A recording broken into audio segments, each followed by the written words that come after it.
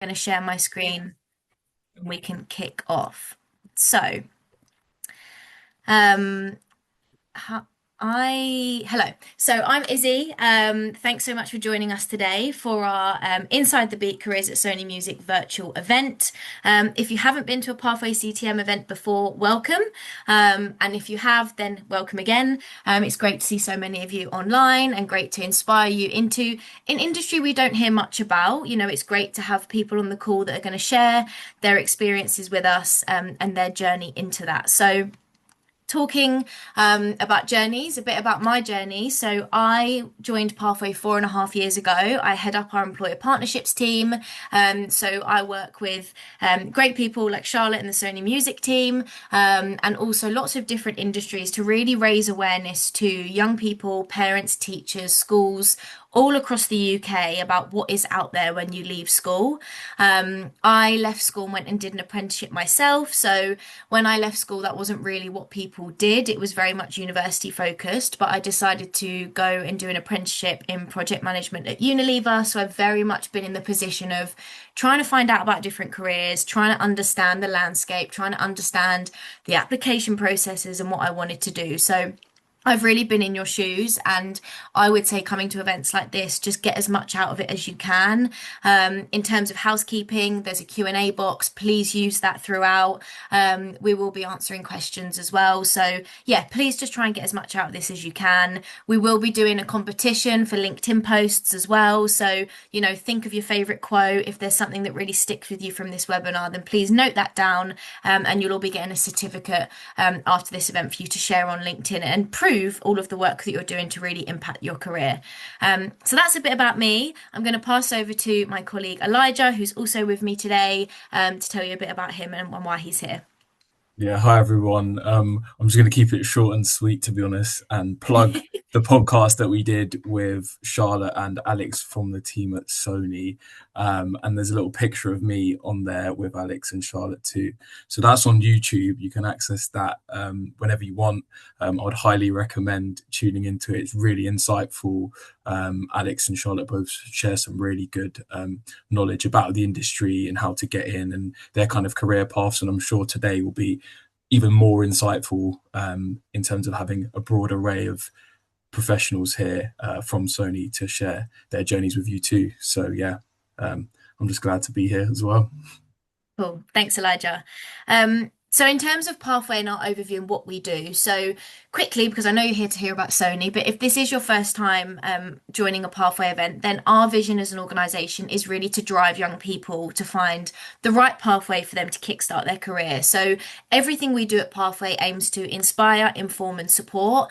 If you come away from this webinar with questions and you want that support, then please feel free to email into us and to get that. You would have been contacted by one of the team today or this week to confirm your slot. So you have a contact at Pathway. And I'm sure Elijah will drop in our info at email in the chat box as well in case you do have any questions. But for us, we know that, it's a challenging landscape. There's lots of opportunities out there. So how can we hold your hand and support you through those final years of school? Or just if you're really looking for that opportunity, then please use us. That's why we do these events. That's why we work with great partners such as Sony Music to one, raise awareness of careers, but to support you on that journey as well. Please don't feel like you're alone. When you're writing your CV or you're doing application forms or you're preparing for interviews, please utilize our support because that is exactly what we are here to do. We do that through our employer events. We advertise opportunities across the UK. You can book in one-to-one mentoring sessions with our team. We have online employability resources such as CV and cover letter workshops. We have work experience opportunities as well, both virtual and in person. And we're always running competitions, prizes to really give back to you as an audience and to support you in how you might need that throughout the year. You can find our employer events on our website. So any of the websites you can see today's, Careers at Sony Music, any of the events that we're hosting are on there. As I said at the beginning in my intro, get as much out of these as you can. The more you do of this kind of thing, the more confident you'll feel in the process. You'll know more about these organisations. If you ever do want to go and apply to them, then this really adds a kind of string to your bow to support you in that application process. So yes, please do join us at these events. We've got another webinar coming up in February with Sony Music. So we really, really want you to join us throughout the journey and to get as much out of these as possible. We also advertise opportunities as well. So if you are looking for an apprenticeship or an internship or a work experience placement, then you can find these on the opportunities page on our website. You can filter by industry, region, role, and when you click onto that, then one of our team is able to support you with your application. There's Elijah there on our mentoring page on our website, along with some of our other teams. So you can book in a slot for a mentoring call with us. We really want to be able to support you throughout your journey. And that is exactly what we want to do at Pathway. If you have any questions, queries, then please do not feel, afraid to reach out to one of us because that's what we're here for. And then finally, Elijah's already mentioned it, but we do have our podcast, which is available on Spotify, Apple Podcasts, and YouTube. We've already got an episode out with Sony Music, so check that out. As Elijah said, a really, really insightful episode. Maybe some questions that won't get answered today will be on there. And if you missed our first webinar with Sony Music, then I'll would really recommend you check that out, just to really understand, what they're all about. I'm sure you'll hear it today from the great people that we've got on the call, and I'm really excited that we've got 5 speakers who are going to share a bit about their journeys. But our podcast is also a way for you to download that, listen to it in your own time, and really digest the information. So, moving on to the amazing speakers that we have today. Now, thank you all firstly for giving up your time. As you can see, we've got a great bunch of young people, parents, careers advisors on the call today. So what I'm going to do is hand over to Charlotte, who is then going to ask a few questions to our panel today. So we've got Shanice, Seri, James, Luke, and Rebecca, who are going to talk to us about their roles within Sony, and how they got there, a favourite project that they've worked on, something really fun, and I'm sure we're all going to learn a lot. So yes, please do pop your questions in the Q&A box if you have them. We'll try to get through as many as we can. But over to you, Charlotte. Amazing. Thank you so much for the intro, guys. I'm Charlotte. I work in the talent acquisition team here at Sony Music. You don't see me on the screen because I am not the main event today. But we did our first webinar a few weeks ago with Pathway where we talked all about Sony Music as a label and how generally a label is set up. So if you haven't seen that, I definitely recommend getting hold of that. I think you can request the webinar somehow. I might be wrong, but hopefully I'm right. But today we're going to be diving into what it's actually like working in a record label and what these jobs actually mean. So we'll hear from the 5 amazing employees that we have today. You have, I guess, I've given earmarked 10 minutes each, but we might have a little bit less time than that to run through a few questions. So what I'm going to do is run through our panel and ask a few questions, including intros and some examples of exciting projects as well. So I'm going to jump straight into that, and we'll start with Shanice, the first on the list. Shanice, please introduce yourself. Tell us your name, what you do, and how long you've worked at Sony. My name's Shanice. So I'm an A&R manager at since '93, and I work across some of the RCA roster as well.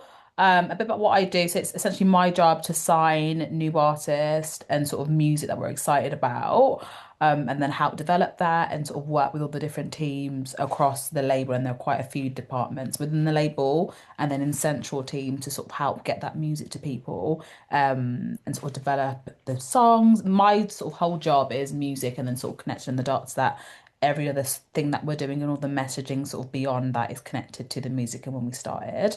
I've been at Sony for 3.5 years.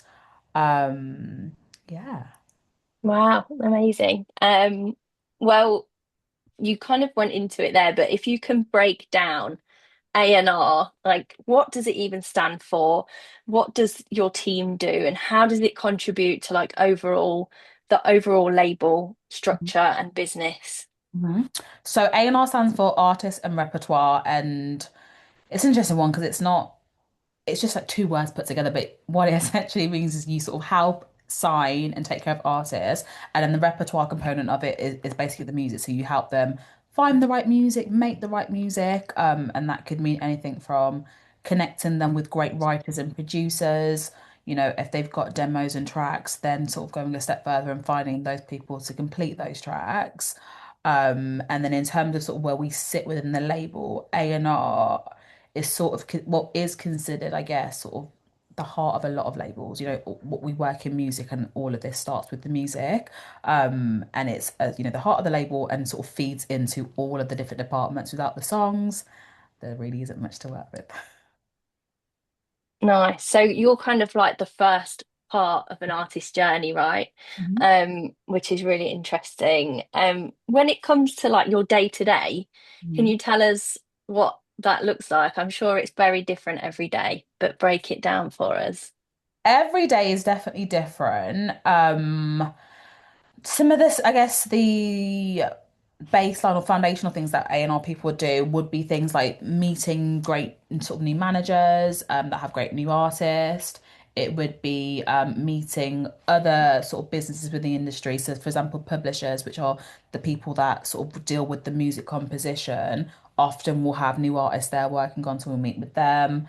It will be things like, meetings within the day. I think I've already mentioned about how we sort of work with different departments, but a lot of that is sort of, brainstorming and planning meetings and again, making sure that messaging in every department, i.e., they're going to the right radio stations, they're doing the right podcasts and TV sort of pieces, and then things like the marketing is sort of getting the message of the song across, and as similar thing with sort of the digital strategy. So we sort of constant communication, constant meetings with those departments. And then it will be, evening sort of, I guess, dinners with sort of artists and managers, and sort of a lot of what we do outside of the planning part of it and sort of the more corporate structure of getting strategy bits right is relationship sort of based, and requires you to get to know artists and managers on another level so that you can then sort of understand what they're getting to ultimately help them deliver. And then it could be a show. It's a very sort of a dynamic day, and you don't sort of do all of those things maybe on one day. It does definitely change.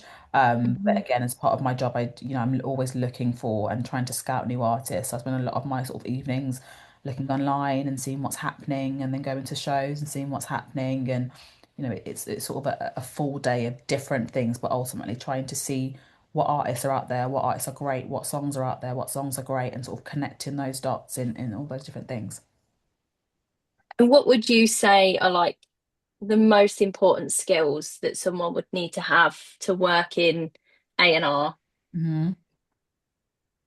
There's a few different skills. A&R people are generally people's people. I think A&Rs come in loads of different like shapes and forms, and I think people assume that A&R people are the loudest person in the room, but actually I know a lot of brilliant A&Rs who aren't necessarily that. But what we do sort of all have in common is we understand and that also takes time to learn, but we understand the language of an artist, and we understand how to get sort of, what they're thinking across, and understand how to talk to managers. I don't know what the most organized people, that's probably not an A&R skill or quality. I think multitasking sort of combats that, in that there's always a lot of different moving parts, and as I said, no one day is the same. So multitasking is a big thing for an A&R person. Being personable is a really big thing. Having a great ear is like number one. No one sort of knows what well, you don't sort of know what song is going to sort of take off and be the big sort of song, but you do feel it, and you do have to trust your gut and your ear as an A&R person to deliver on that. Um, I think those would be some of the sort of the main skills. It's a lot of conversation and a lot of socializing. So as long as Mhm. I have worked with a lot of different people over the years outside of even music, and I think a lot of the people that have met in A&R are people who are able to talk to people from different walks of life and different backgrounds, and can ultimately have that conversation with a range of different people. Fab. Love that. And the purpose of this webinar as well, guys, is to really show the other side to music and show that you don't the only option isn't just being an artist, but you can be so close to the music, if you're even if you're not an artist. So final question for you, Shanice, like tell us a little bit about a real life project or a campaign that you've worked on, that stands out to you, that you're super proud of, or that's really important for you. Nectar Wood, who's an artist that I've signed, I'm super excited about. And that was sort of my first, I guess, big project in the label where that had, some real good looks, some real great motion. The music was incredible and I really believed in it. And we spent sort of the last year developing her, making sort of great music with her. She had a lot of great looks, whether that's sort of industry looks, and industry looks will be things like great playlisting and great sort of press and online pieces, and then some of the more promo tools. And yeah, it's just sort of continued to go from strength to strength. And I think seeing that from me being really passionate and excited about this artist and signing, Nectar, and then seeing that journey sort of grow through has been amazing. And it's only just grown, and she's doing glitter. It's been, yeah, all these amazing sort of moments have, yeah, probably been my proudest moment at the label. I've done a lot of bits at the label where I've supported my bosses and so on. And I think this is one that I've had agency over, and that's been quite rewarding. Brilliant. Thank you so much, Shanice.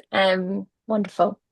Well, Good. moving on then. So we've signed the artist to the label. They then go through the creative process. And I've really tried to make sure there's a nice spread of different types of roles with the speakers that we've got today, to give you a bit of a picture of how that music moves through a record label. Luke, we'll come to you next. So tell us a little bit about you. What do you do at Sony Music? Hello. So yeah, hi, I'm Luke and I work at RCA Records and I'm in the digital marketing team. I've worked at Sony, it's not even been a year yet. I think it's about 11 months, yeah, just shy of a year. So I'm one of the more junior members of the team.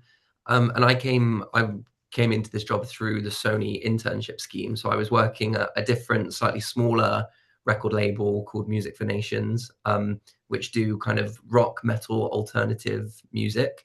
And then I've kind of moved over, finished my time as an intern, and now I'm working at RCA, which, yeah, for those of you who don't know, RCA has a huge roster of loads of different artists. You've got like Jade, Miles Smith, Bring Me the Horizon, for example, kind of out of the UK. And then the international acts, it's like Beyonce, Pink, Tyler, Madison Beer, all of these like huge names that, yeah, if you'd have said to me a year ago that I'd be working on these kind of campaigns, I'd have laughed at you. So yeah, very cool.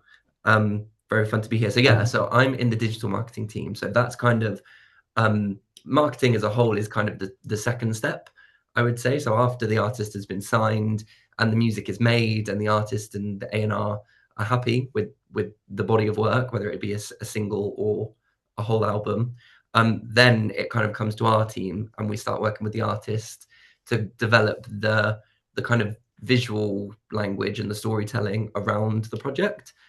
So that's all sorts of things, from how the album art's going to look and the music video and the way that we're going to tease it and how their social media presence is going to kind of feel. So it's all of those kind of things that is the kind of second step to what it takes to put an album out. Amazing. And that's, I guess, marketing overall. Tell us specifically about digital marketing.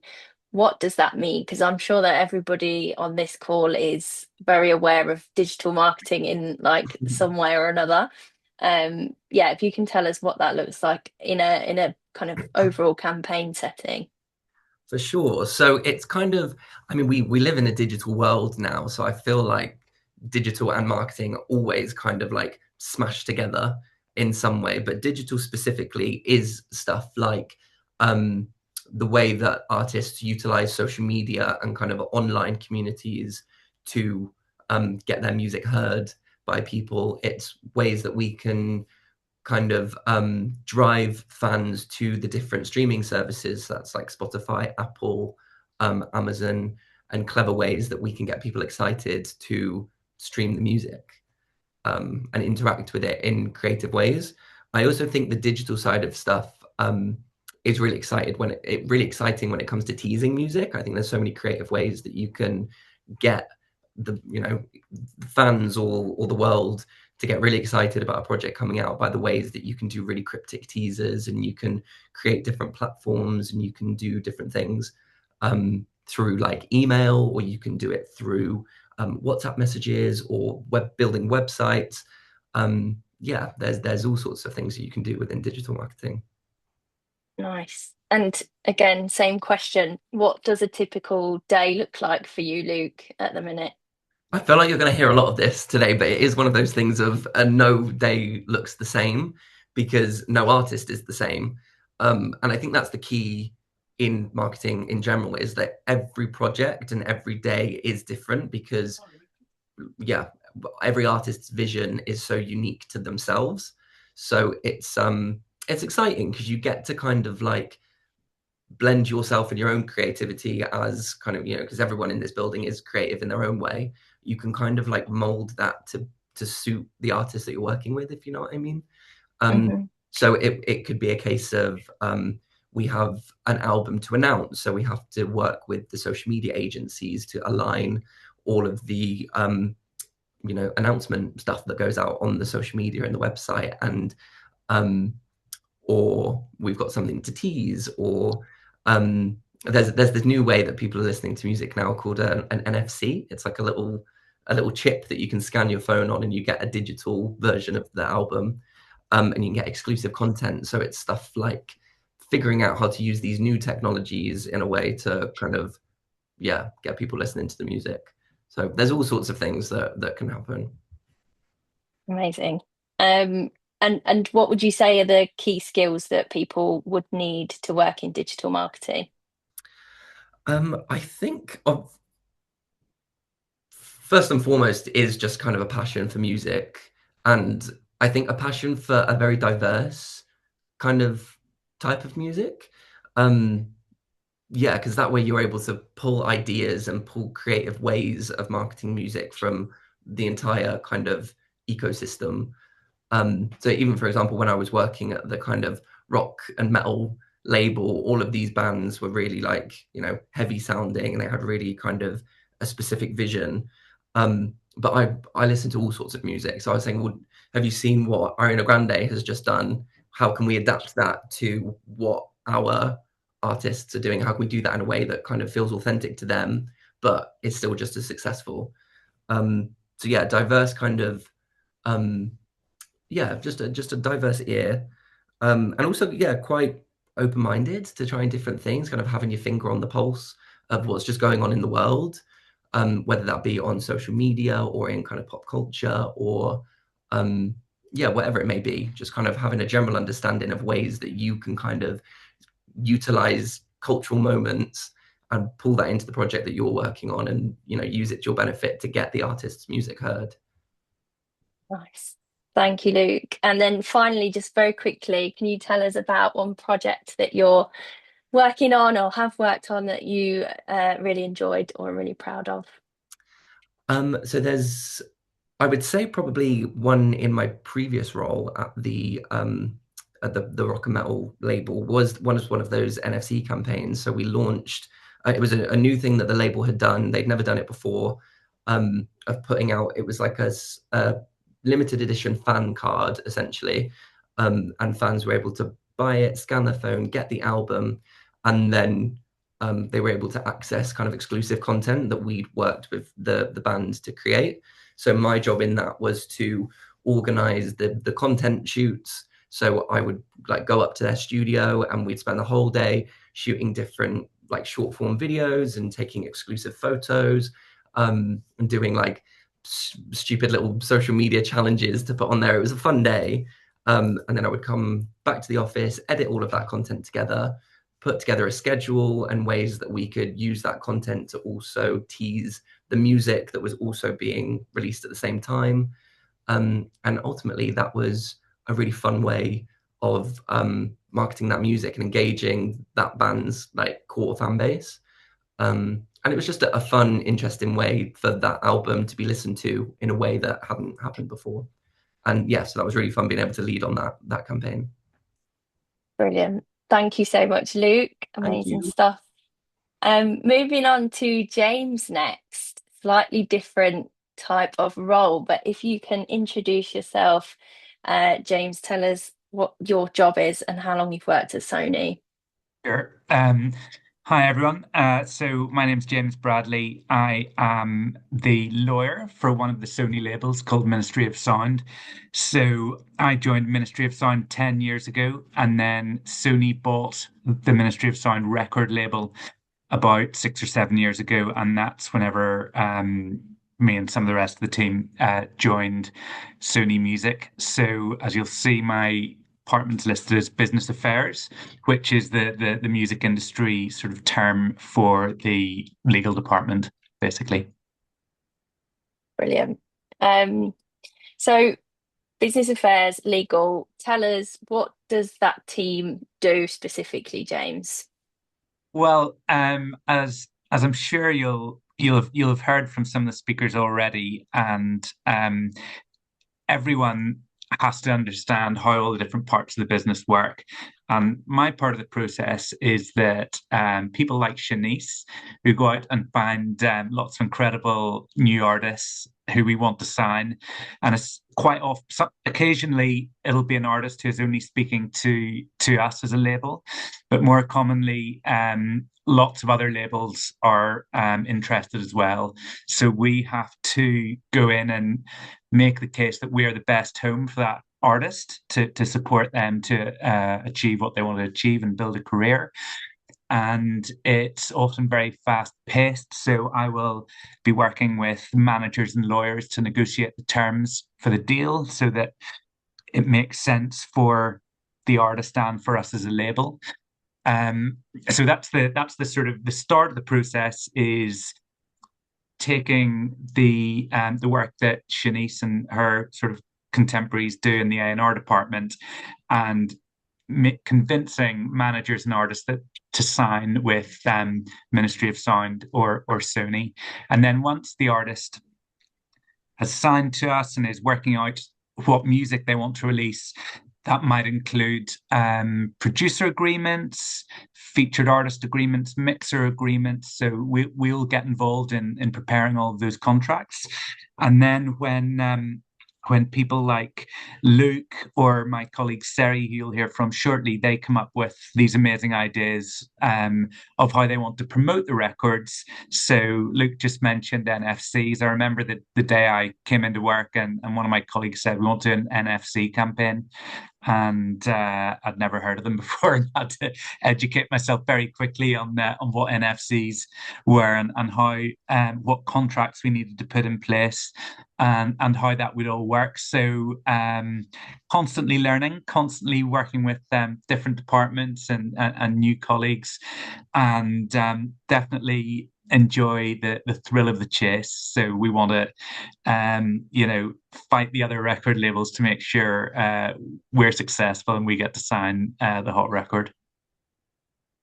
Love it. Thank you so much. And you kind of got into detail there about your specific job as well. What I would say next is, like, when it comes to people at school thinking about what they want to do when they leave, what if they did want to work in music law, what kind of skills are really important to working in that area?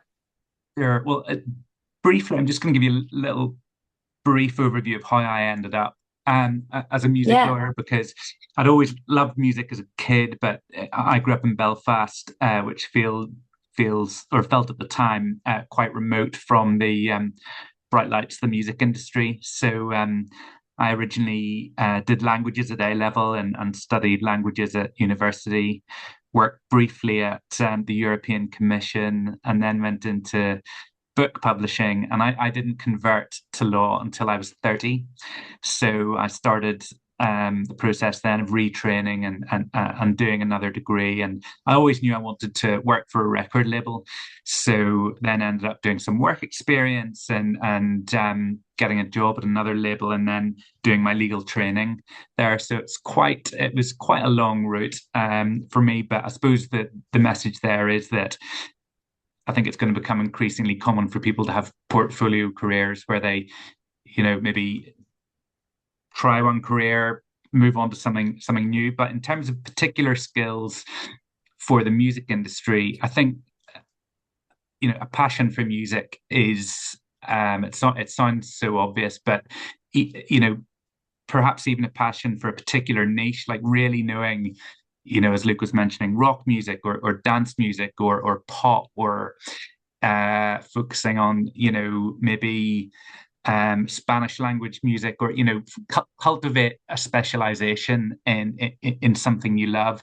Maybe getting into live music or getting in via journalism, working for a blog or reviewing music. There are lots of different sort of touch points where you can get involved and start learning and kind of being flexible, so that, a few years ago it was the metaverse that everyone was focusing on, and then on blockchain and NFTs. And now obviously we're looking at how we can use AI to support what our artists want to do, but also protect them from what's happening in some sort of AI exploitation of their works. So we're looking to kind of protect our artists and yeah, always learning. That's a key message. Wow, brilliant. And finally, a good have you got an example of it's different, I guess, for you, James, because it's not exactly like a campaign specific, like with the creative and stuff, but is there a particular project or an artist deal that you worked on that you found particularly interesting or challenging that you could share with us? I remember maybe 6 years ago, there was a record that started going viral on SoundCloud called Ride It by Regard. And again, that was one where every label in the country, and probably outside of the country as well, was trying to sign it. We got in early, and the artist was from Kosovo. So there was quite a language barrier we had to work with in dealing with his manager, and reassuring him about how we worked. And that actually resulted in myself and the head of the label flying out to meet him in Albania, because we couldn't get a direct flight to Kosovo, so we flew out and met him and his crew of artists that he worked with in Albania, and signed over a really lavish meal of Albanian food, and it went on to be an absolutely huge success for the label. So that's one that I kind of look back on, and that was a really exciting one to be involved with. Wicked. I remember that very well, that song.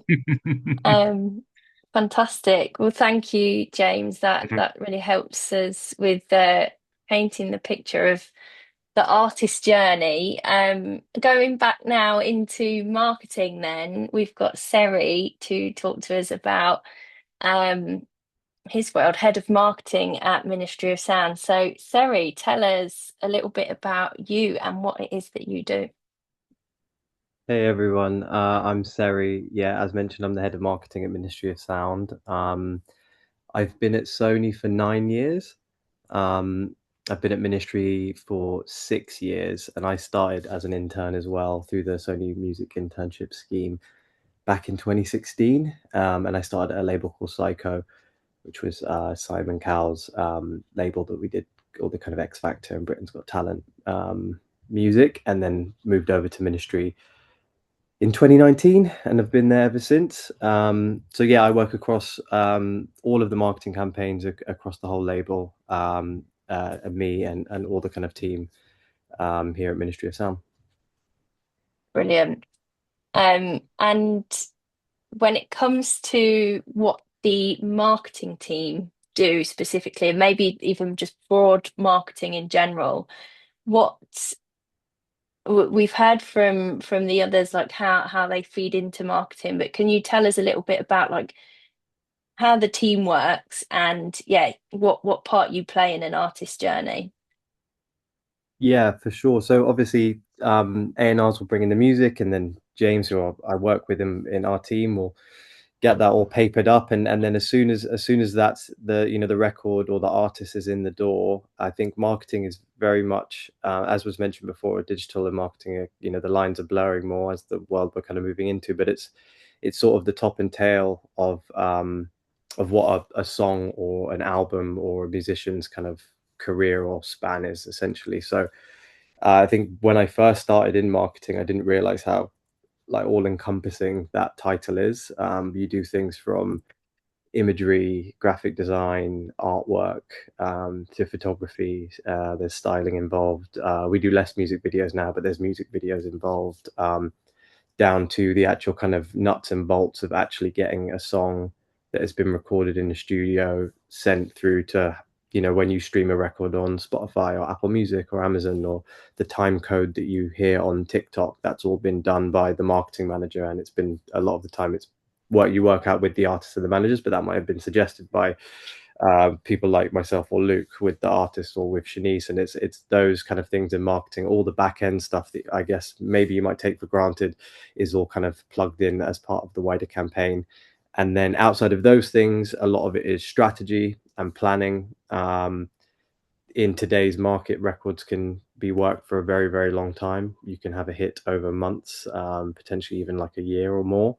So it's putting together those week by week plans, and how do you pull different levers at different times, and engage wider audiences, grow fan bases, be creative, do things that are cultural, and generally maybe make a bit of a scene. And then you also plug into promotions teams, so your radios, your presses, your TVs, and your clubs, to get the record out via the more traditional means of marketing in that sense. So in a nutshell, it's quite a lot, but it's great because you get to kind of spin lots of plates.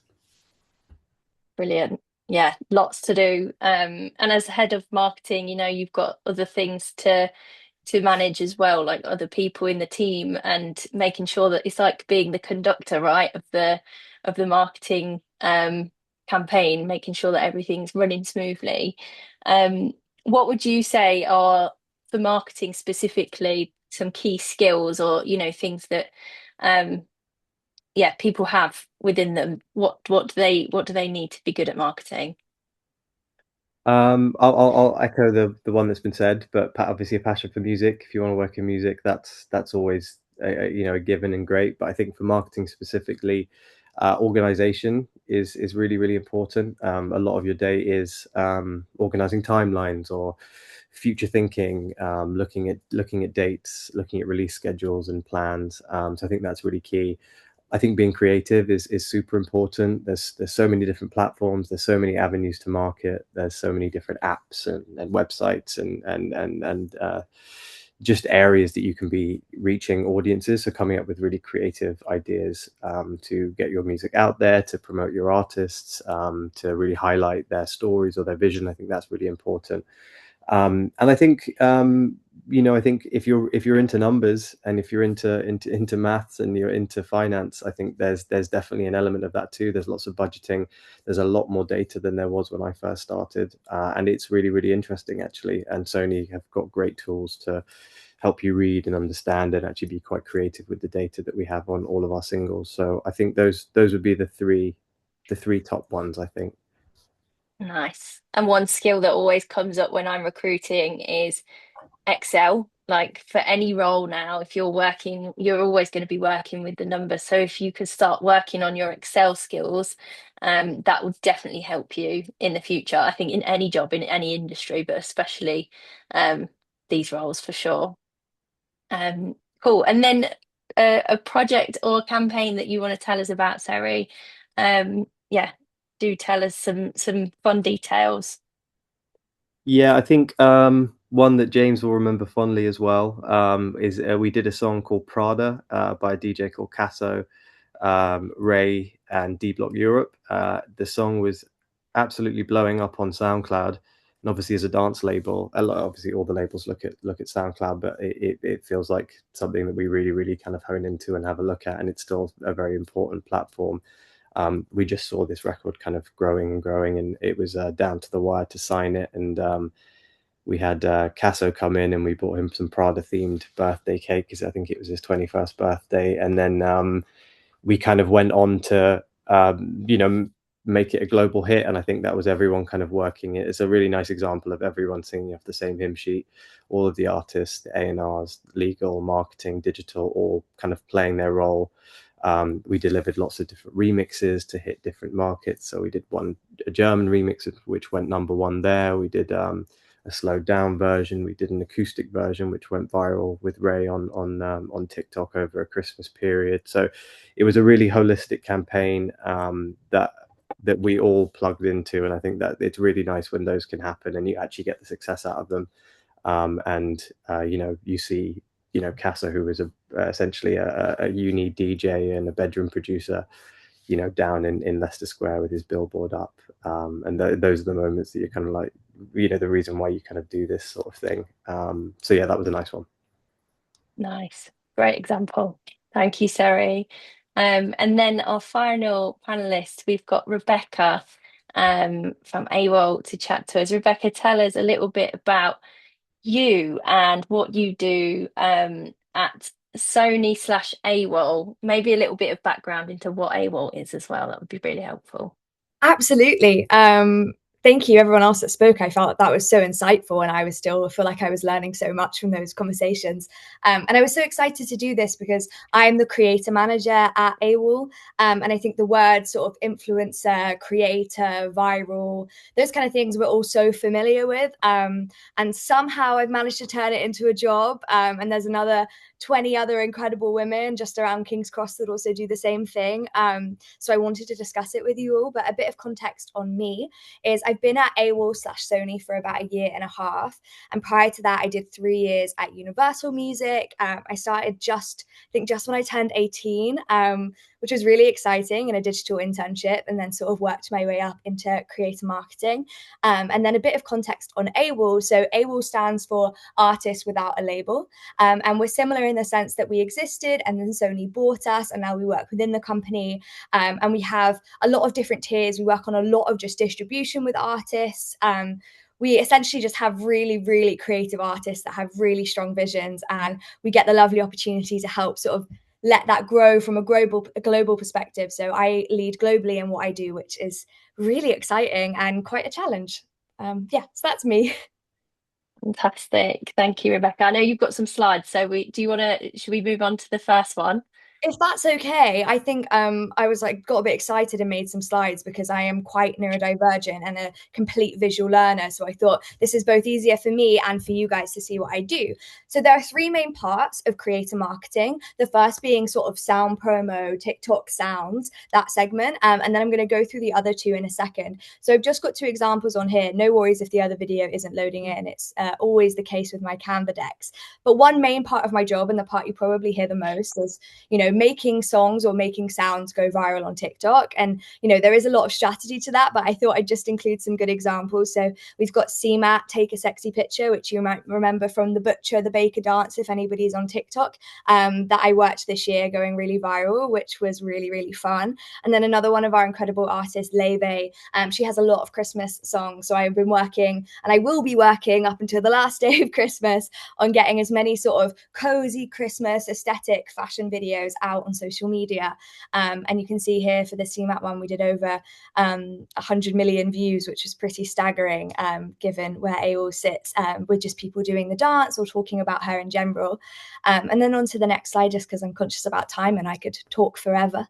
Thank you so much. Another huge part of my job is sort of the podcast and the interview space. And I think creator marketing, it's so new, so there aren't exactly set boundaries, and we cross over into press quite a bit. And I just wanted to put a few examples up on the screen here.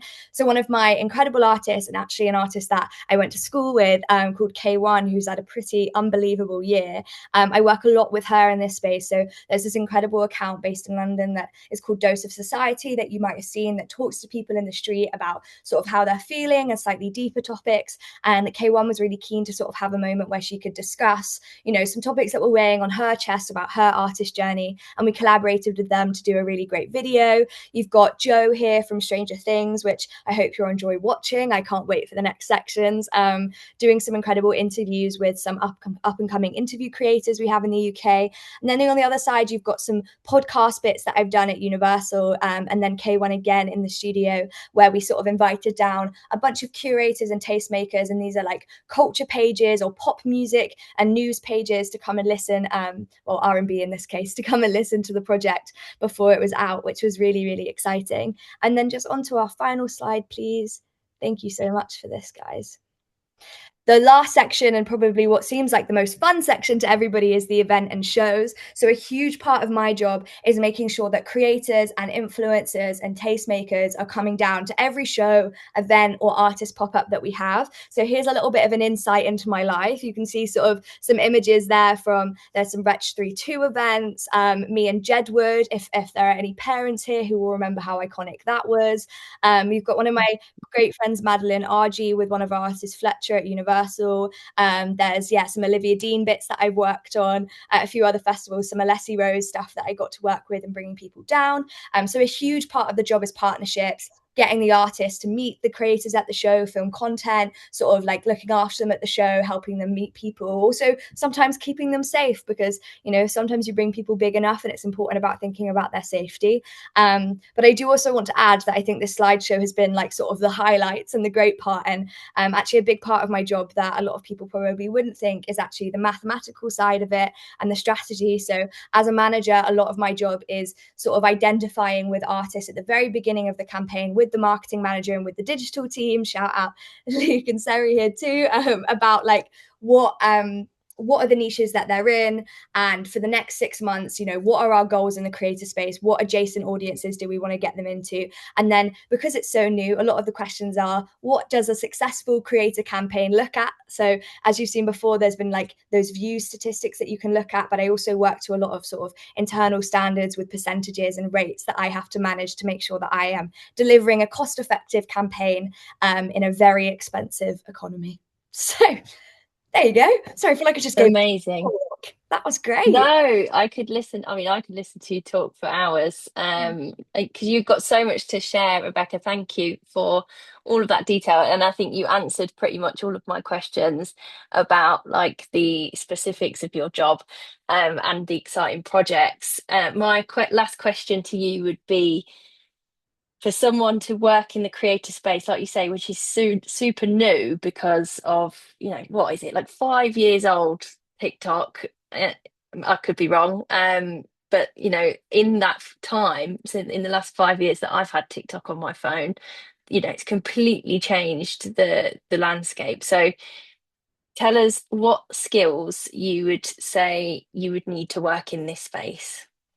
Yeah, definitely. I think, you know, even before TikTok, creator marketing existed on YouTube, and I'm sure in the next couple of years we'll see it swap over to Snapchat and vice versa. I think, and because of that, like one of the main skills is being really, really adaptable, and being really sort of as aware as one can be to everything sort of happening online, quite similarly to how Luke is with sort of new things coming up. It's really important that you're sort of aware of all the different social media channels that are happening and where you can run creator campaigns, because I run them on YouTube, I run them on Instagram, I run them on Snapchat, on Reddit, on Discord, you do the whole shebang. So it's important to think about that. I think the other really important thing is to understand how to be authentic on social media and how to be culturally relevant and respectful. I think I work and predominantly have my whole career a lot in the rap and R&B space, and I definitely think it's my like personal preference and my strength. And with that, you know, people are becoming a lot smarter and a lot more aware and educated on social media. And so you have to be really curated and cautious when you're doing campaigns about things feeling authentic. And I personally don't love doing inauthentic things anyway. I think that just doesn't serve the artist mission. And I can't think of many artists that would love that. But I think it's about being really conscious of that. And also just being in the cultural spaces. I think I get the most joy out of my job about going to, you know, your local music club or going to all these events. And I go to fashion fashion week, and I get so much joy out of that because I get to see my friends in sort of cultural spaces and know what's new and know who's exciting, and also like people who are trying new things, and I get to support them. So that would, I guess, be my advice. And the other thing I would say is, all of the music jobs are personality and relationship based for the most part.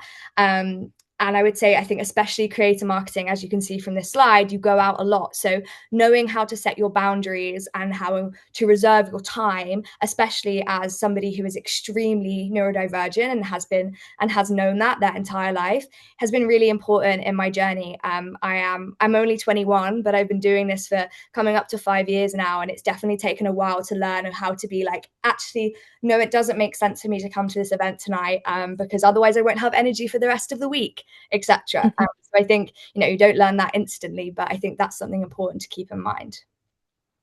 Thank you, Rebecca. And just a disclaimer that you are the only 21-year-old I know with 5 years experience. That's completely, not the norm, especially in music. But thank you all so much for that insight. I got 5 minutes left. Izzy, are there any questions that we wanted to run through? Yeah, thanks all. That was amazing, and I loved listening to that as well. So yeah, thank you all so much. It's so interesting to hear about all your different careers and roles, and thank you to the been on the chat box in the background as well. Really appreciate it, because specific questions, but I think generally, Charlotte, there's a lot of questions around getting into it, which I know a lot of the speakers have covered, and some is quite linear, some's a bit of a wiggly line. But Charlotte, do you mind doing a quick overview or a quick insight into the internship and what that looks like now? That's what majority of the questions are kind of talking about, if not very specific. And I think we could be here all night if I go through all of them. Yeah, no, absolutely. I think that's a great place to start. And just to also note that the next webinar, which is happening in February, will be really focusing about how to start gaining experience in the music industry to, like, even now, like, you can start building experience. So we'll go through all of that in the next session. But the internships, very important. I think Elijah has put the link to our careers page into the chat box. So that is a really great place to learn a lot about the company. Now, the early careers programs that we do have, unfortunately, they are closed for this year, but they open every year. So we have an annual program that starts every January and runs for 12 months. Those applications go live in August, so it's quite a long recruitment process, because there are quite a few different roles across the business. So you can apply for roles in, marketing or digital, or we've got roles within finance, and we've got roles within our international marketing team, and lots of different areas that you can check out. I won't list them all now because, again, we could be here for a long time. But essentially, it's the wider program with lots of different positions across the business in different labels at Sony. So that's a 12-month full-time role. What we would suggest is that we need you to be available for full-time hours for those 12 months. So if you are studying, you don't have to study to do this internship. But what we would say is that if you are studying, you finish up your degree or your course before you kind of apply for the internship program, just because we wouldn't want you to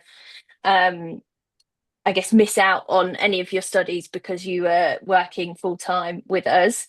So that's the reason why. We do need you to also be 18, so over 18s only. But that doesn't mean to say that you can't start building experience, which, again, if you're interested in music, please do come along to the next webinar where we'll dig into that and how you can gain some experience. Cool. Thanks, Charlotte. I'm very conscious of time, and I'll go through the questions after as well and send them across to Charlotte and see if we can get some more answers to you, because there are some really interesting. Let's wrap up before 7 because I'm sure everyone's got evenings and dinners to have. But thank you so much to our panelists again. Really, really interesting to hear about all of your careers.